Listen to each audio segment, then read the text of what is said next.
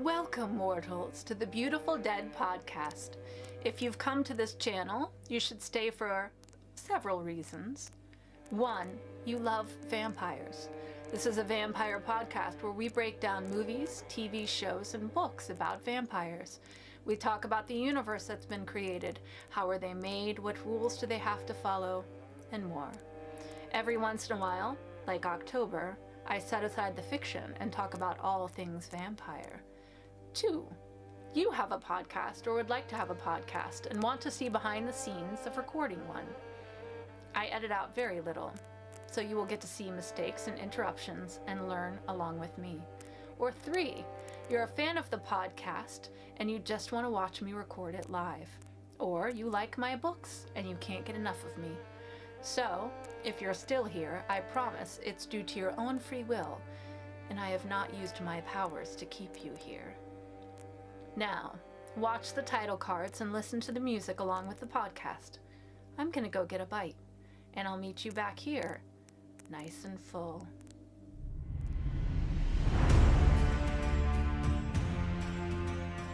Hello?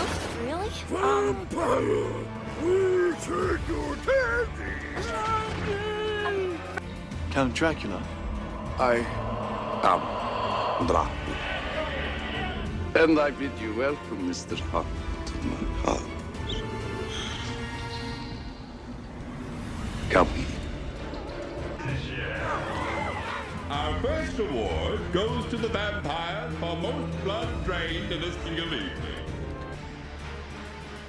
The strength of the vampire is that people will not believe in him.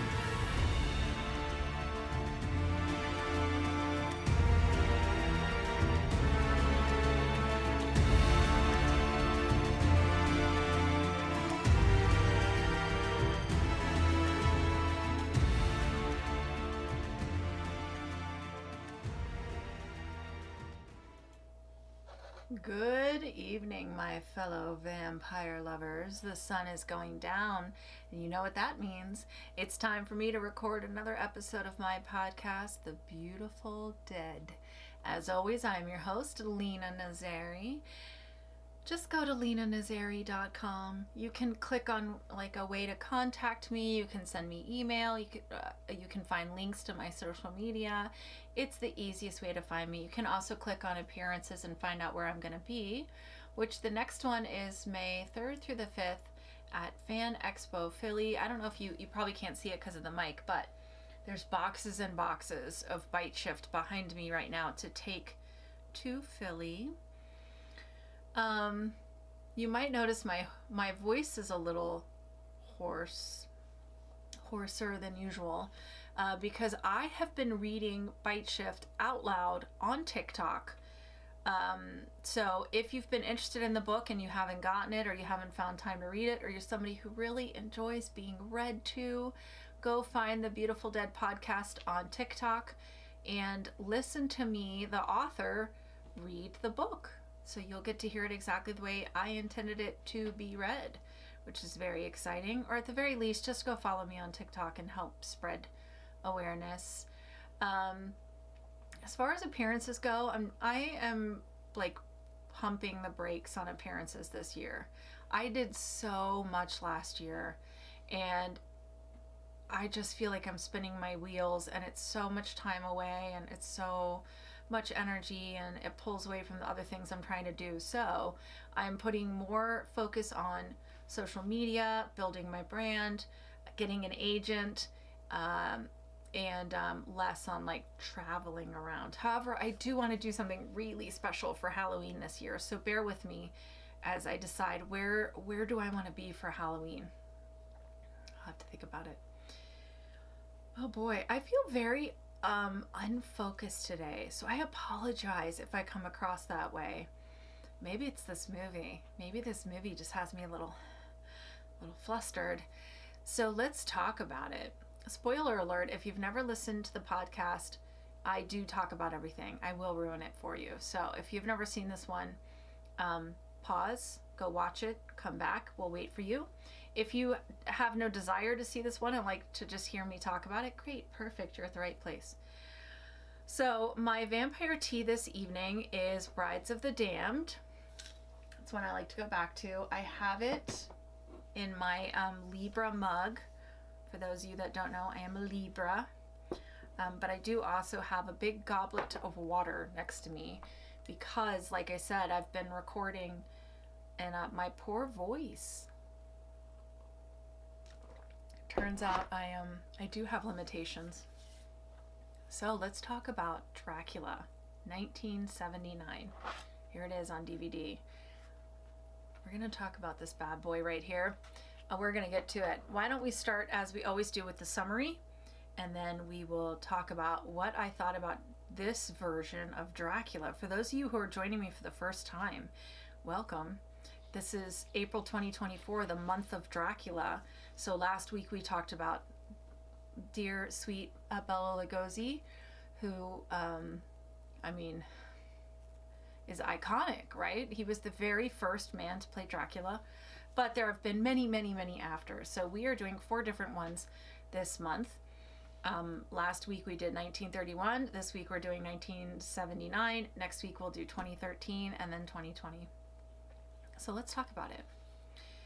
In Whitby, Yorkshire, in 1913, Count Dracula arrives from Transylvania via the ship Demeter one stormy night.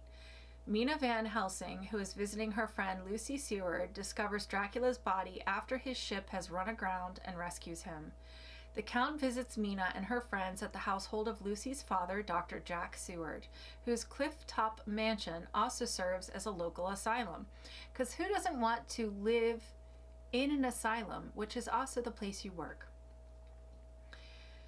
At dinner, he proves to be a charming guest and leaves a strong impression on the hosts, especially Lucy. Less charmed by this handsome count is Jonathan Harker, Lucy's fiancé. And let me just tell you, Jonathan should be upset. Later that night, while Lucy and Jonathan are having a secret rendezvous, Dracula reveals his true nature as he descends upon Mina to drink her blood. The following morning, Lucy finds Mina awake in bed, struggling to breathe. Powerless, she watches her friend die, only to find wounds on her throat. Lucy blames herself for Mina's death, as she had left her alone. At a loss for the cause of death, Dr. Seward calls in Mina's father, Professor Van Helsing, who suspects that what might have killed his daughter is a vampire. He begins to worry about what fate his seemingly dead daughter may now have. Seward and Van Helsing investigate their suspicions and discover a roughly clawed opening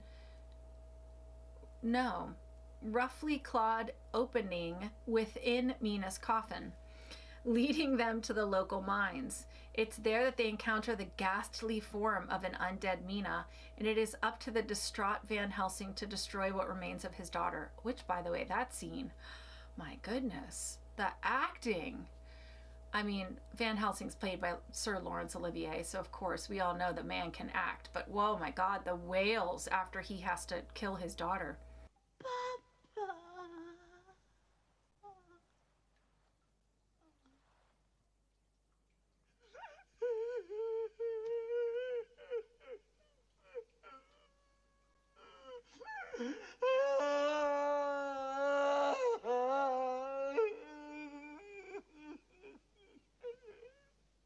Lucy has, in the meantime, been summoned to Carfax Abbey, Dracula's new home. Which Dracula, run a broom through your house before you invite a chick over. My God, there was cobwebs everywhere, and he had no problem.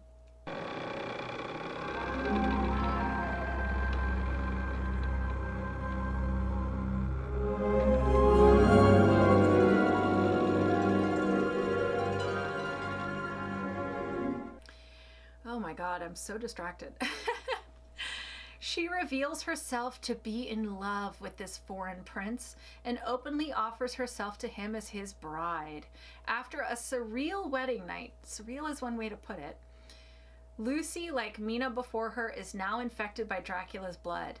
The 2 doctors manage to give Lucy a blood transfusion to slow her descent into vampirism, but she does remain under Dracula's spell. Now aided by Jonathan, the doctors realize the only way to save Lucy is to destroy Dracula. They manage to locate his coffin within the grounds of Carfax Abbey, but the vampire is waiting for them. Despite it being daylight, Dracula is still a very powerful adversary. Dracula escapes their attempts to kill him, bursts into the asylum to free the captive Lucy, and also scolds his slave, Renfield, for warning the others. Renfield apologizes and pleads for his life, but Dracula kills him by breaking his neck. Dracula makes preparations to return to Transylvania with Lucy. Harker and Van Helsing board the ship carrying Dracula and Lucy as cargo bound for Transylvania. Below decks, Harker and Van Helsing find Dracula and Lucy sleeping in a coffin. Van Helsing attempts to stake Dracula, but Lucy protests, waking Dracula. In the struggle, Van Helsing is fatally wounded by Dracula as he is impaled with the stake intended for the vampire. Dracula now concentrates his attention on Harker. Van Helsing uses his remaining strength to throw a hook attached to a rope tied to the ship's rigging into Dracula's back, in one of the most unrealistic scenes I've ever seen. Harker seizes his chance and hoists the Count up through the cargo hold to the top of the ship's rigging, where he dies a painful death when the rays of the sun burn his body. So to the YouTube watchers, you're going to get to see me have my lunch, which is a protein shake. Sorry, you guys. I've been so busy, I'm having to multitask here. All right, let's talk. So, a couple interesting bits of trivia about this one. Donald Pleasance was offered Van Helsing. He took the role of Dr. Seward because he felt like Van Helsing was just too close to his character in Halloween, which I could see that. I think he was worried about typecasting, but honestly, Seward and Van Helsing are not that different of characters, and I don't see Van Helsing going after Dracula the same way as Dr. Loomis going after Michael Myers, but I mean, he's allowed to say no, and he still took a role, so good for him.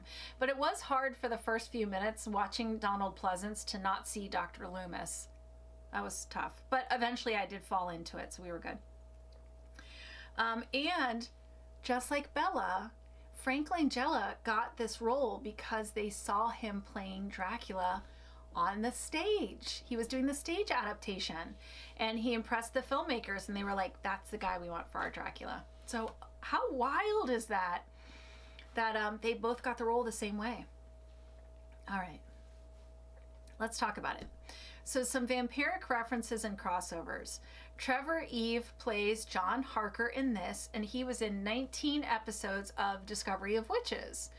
Much, much later, obviously, looked so different. I never would have recognized him, but we did have one vampire crossover.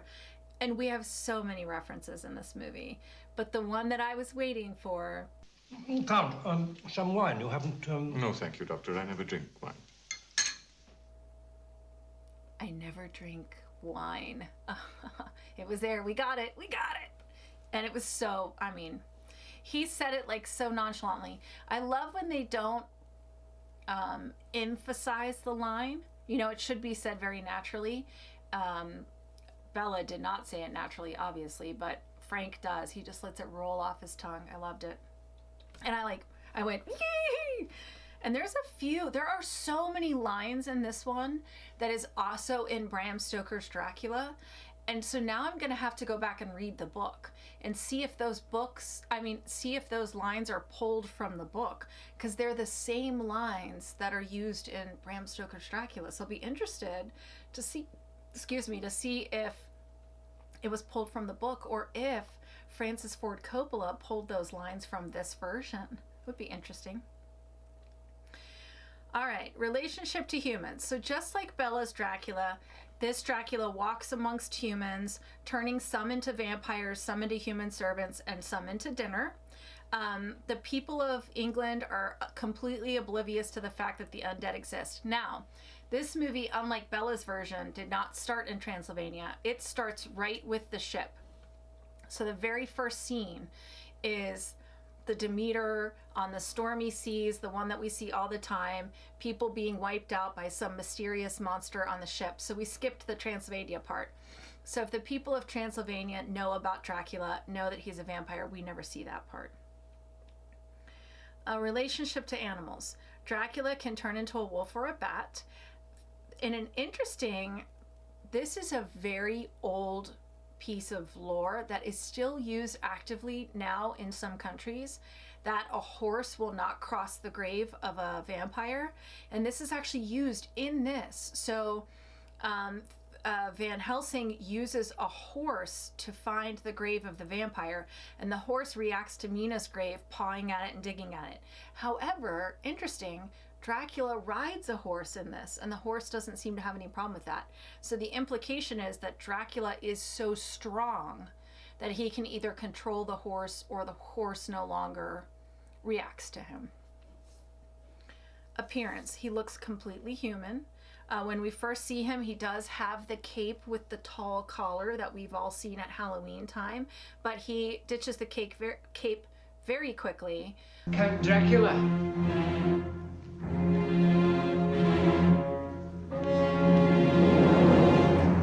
Good evening.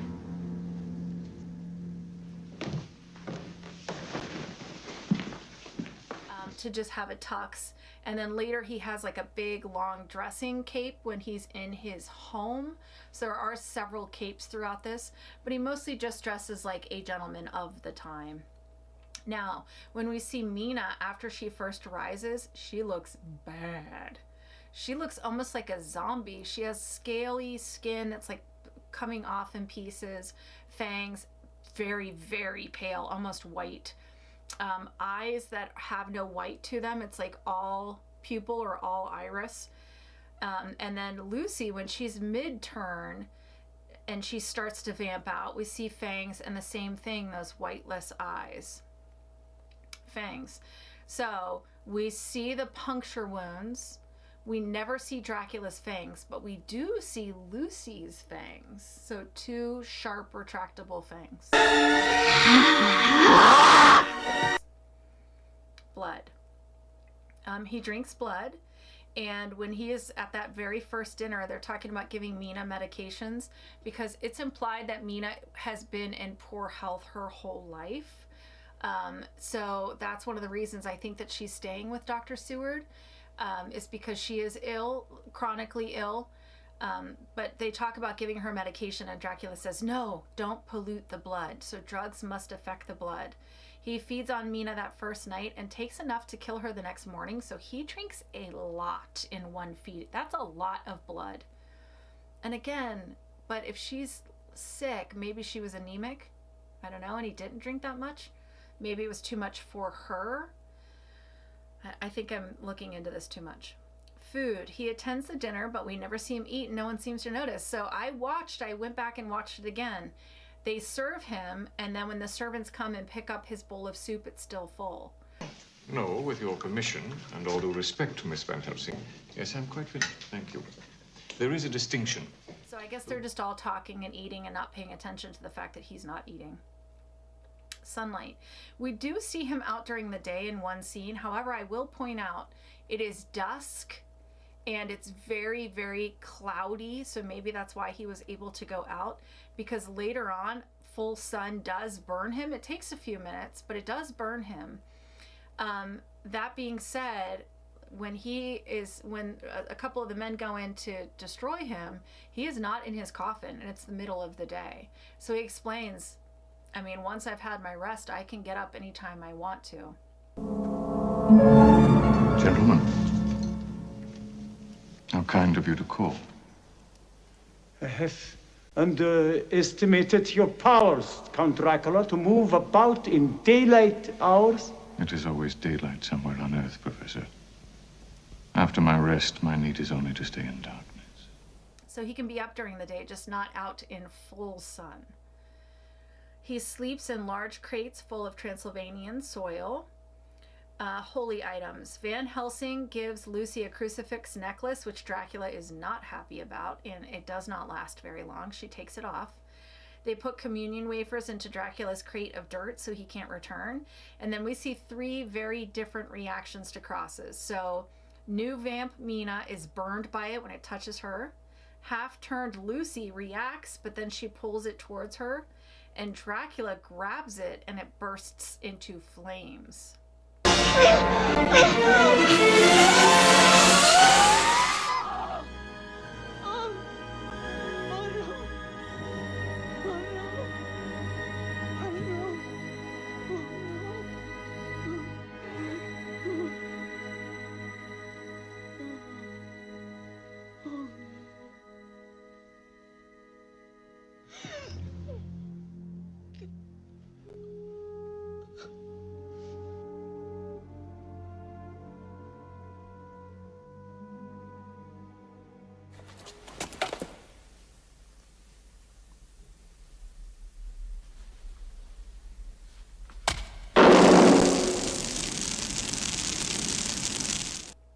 Rules. He's invited to Seward's home, so if he needs to be invited in, we wouldn't know, because like I said, Seward's home is also the asylum, and it's also where everyone lives.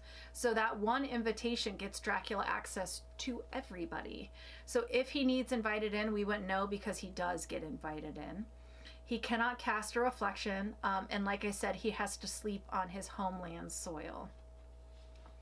Powers. This Dracula's got a ton of powers. He can fly, mesmerize, and mind control. He can scale walls. He can become fog.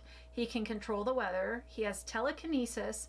He's strong enough to break through a brick wall to get to Lucy.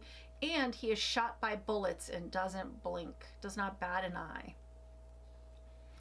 How are they made? So Mina is drained enough on the first night to kill her the next morning.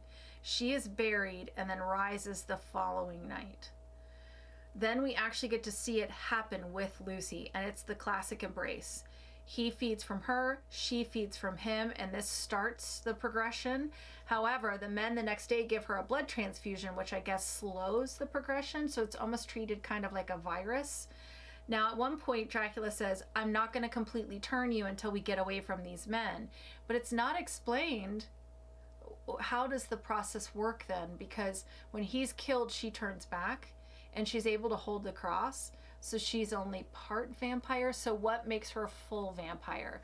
And that makes me think she has to be completely drained or die like Mina did.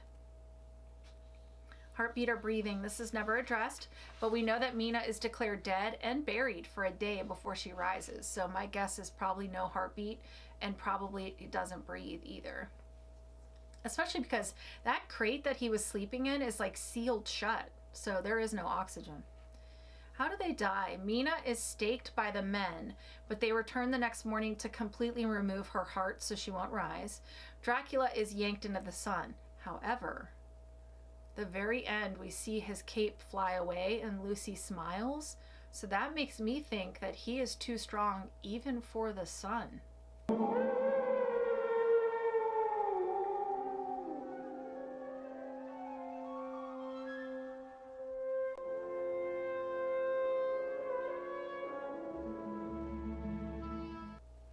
Which sticks to the lore, right? That Dracula can't die. Are they good or are they bad? So the vampires in this version are the bad guys. Okay, I'm just reporting what's there. Now it's interesting because vampire Mina retains enough of herself that she's talking to her father in Dutch. And she's saying like, Daddy, please, Daddy, don't kill me, Daddy. So she retains enough of that to have memory and know that that's her dad. And then half-turned Lucy remembers enough to convince Jonathan that she is safe and kind of seduce him into her so that she can bite him. So they maintain themselves. So it's not like they're completely replaced by a vampire spirit like in Buffy the Vampire Slayer. So they are them, but they are more devilish versions of them, if that makes sense. Now, Dracula is played with an air of decorum. He's portrayed as a man who just happens to be almost 500 years old and need blood to live. But obviously he is meant to be the villain. Harker, Seward, and Van Helsing are supposed to be the good guys. Mina and Lucy are the damsels in distress. It's classic, right? But I mean, we all know.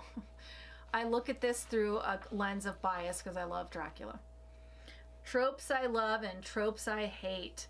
So we have the trope that I have a love-hate relationship with, which is the human inadvertently cuts their finger, you see blood, and the vampire reacts. You know, for a while I kind of like groaned when they used it because it's so overused, but now it's become almost like an inside secret for me. So now when I see it, I'm like, oh, there it is, there it is, there it is. It's a classic. I love the classic embrace, which we've talked about, that trope of he feeds from her, she feeds from him, or he, or whatever. The vampire feeds from the human feeds from the vampire, the classic embrace. And I especially love it when it's the slice across the chest.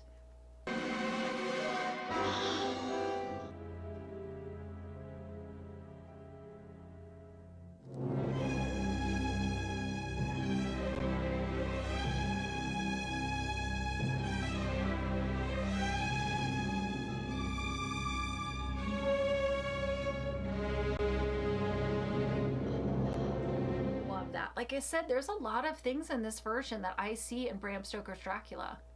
So I have to wonder if part of this movie inspired part of that movie. This is very similar. There was nothing in here that I hated, which will take us into the ratings. So let's do this. Sorry, podcast listeners, if you just heard a thump, that was me taking a hair off the mic. Ratings. How scary or evil are the vampires of 1979 Dracula? Let's start by saying that Mina, first hour out, kills a baby. Kills and drinks from a baby. Gonna lead off with that one. Dracula shows restraint. Even with Lucy, that first night when she's like kind of throwing herself at him, he's kissing, he looks at her neck, and then he like nibbles on her ear and restrains himself.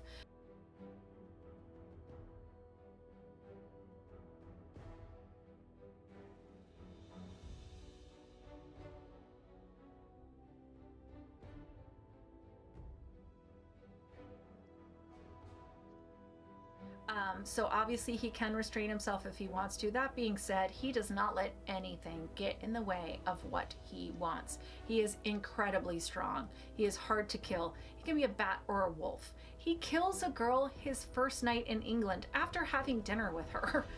He's almost 500 years old. He's got money and he's got telekinesis. He does have to sleep in crates of soil, but he can rise during the day. So unlike Bella's Dracula, he is not helpless when he's sleeping. He can wake up if you're trying to kill him and then kill you. He lights a cross on fire. This is a badass Dracula, and I am gonna score it that way. 8.5 out of 10, stakes to the heart for scariness and evil.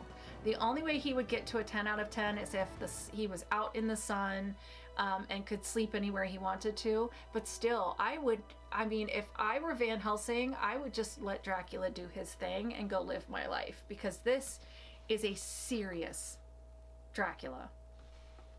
How sexy or alluring is Dracula in 1979, played by Mr. Frank Langella? Lucy and Mina both seem immediately drawn to Dracula. When Dracula comes to Mina that first night, despite arriving in a terrifying way, crawling upside down to her window,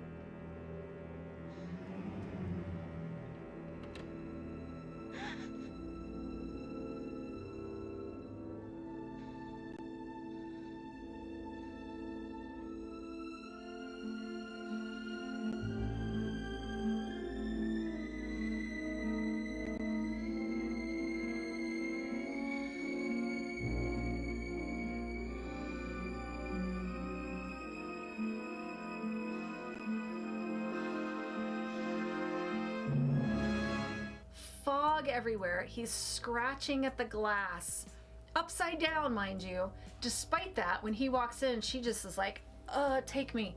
I'm just like, wow, this guy must got some kind of charisma, because she just like pulls her nightgown open and just says, go for it. Then Lucy goes to Carfax Abbey just like 2 days after meeting Dracula, offers herself up despite being engaged and barely knowing the guy. So, there is something about this man, right? He makes it clear that he has had many brides over the century. He said, I have had many brides over the century, but I will hold Lucy as the highest of all them. This guy has one of the... It's supposed to be this passionate lovemaking scene with Lucy, but it is the late 70s. So there was like flashes and lights and like strobe and music, and it was wild to watch. But clearly it is something amazing, because the next day he like busts through the brick wall, much like Bella, is running with her in his arms, hauling ass to get her away from these guys and make her his. There's something about a man carrying a woman like that that's just like, whew.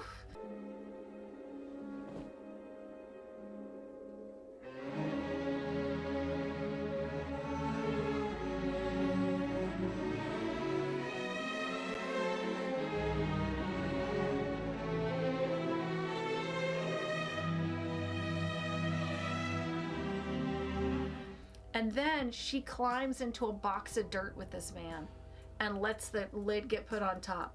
So clearly that man has got something, because she's like, take me. Yes, I will sleep in that wormy dirt with you. Yes, I will go to Transylvania with you. Let's do this. So unlike Bella, I think he's equal in his scariness and sexiness. So I'm going to go with another 8.5 out of 10 onks for sexiness and allure. I mean, this was a solid Dracula, which is going to take me into my thoughts, but we're going to pause for tea.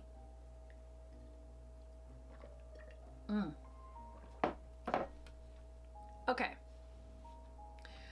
1979 Dracula. Here we go.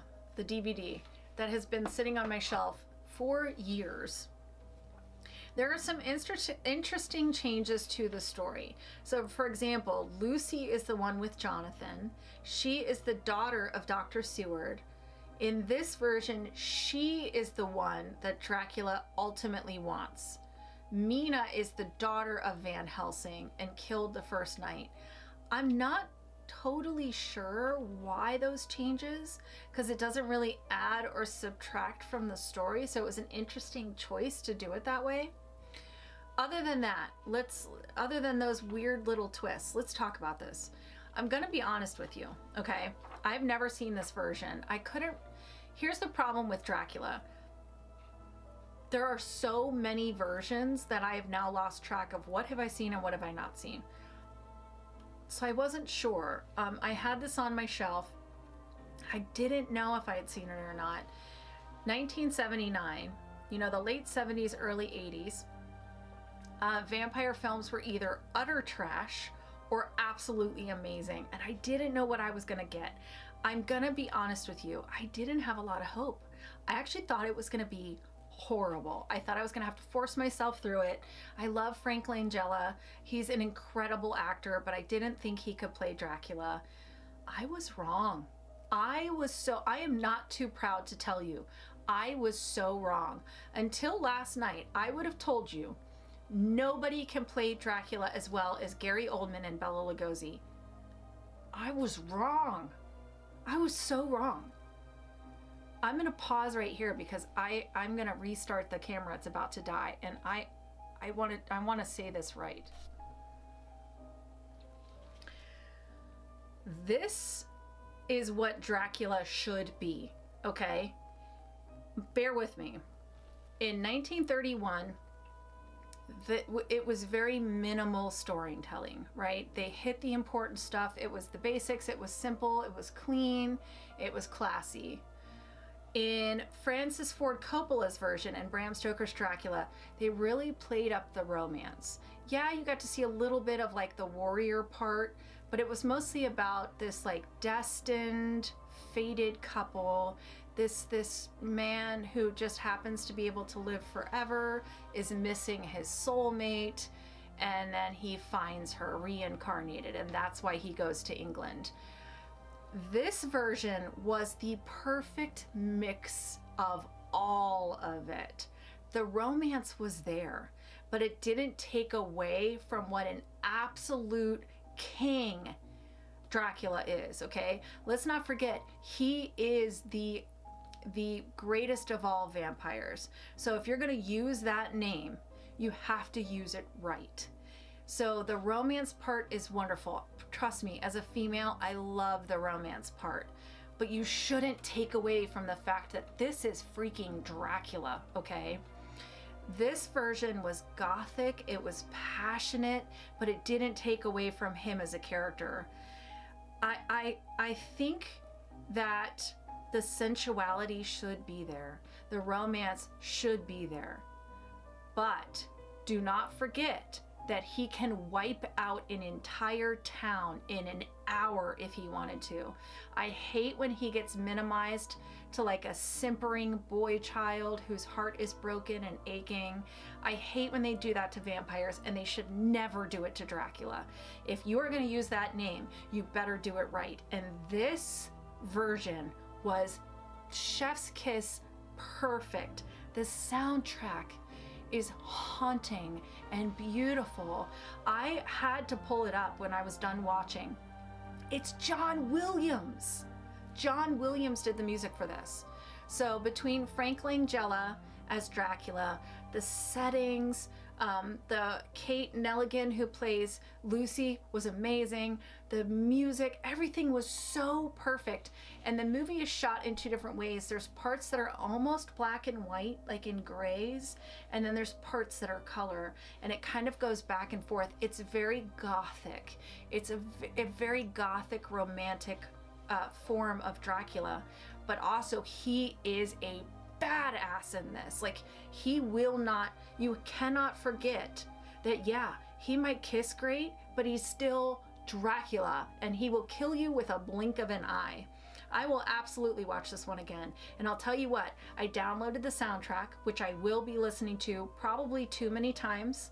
I'm gonna take off my reviewer's hat, wait for a stormy night, pour a big glass of red wine, get a blankie, and I'm gonna watch this movie the way that it should be watched, in like I don't, oh man, I am so happy that I gave this movie a chance. It's shame on me for having waited so long as a lover of vampires and of Dracula, having waited so long to watch this one. I have to say I'm sorry to Frank Langella. I don't know if I'll ever get to meet him. God, I wish. But let me tell you something. I will not rest until a man looks at me the way that Dracula looked at Lucy in this movie.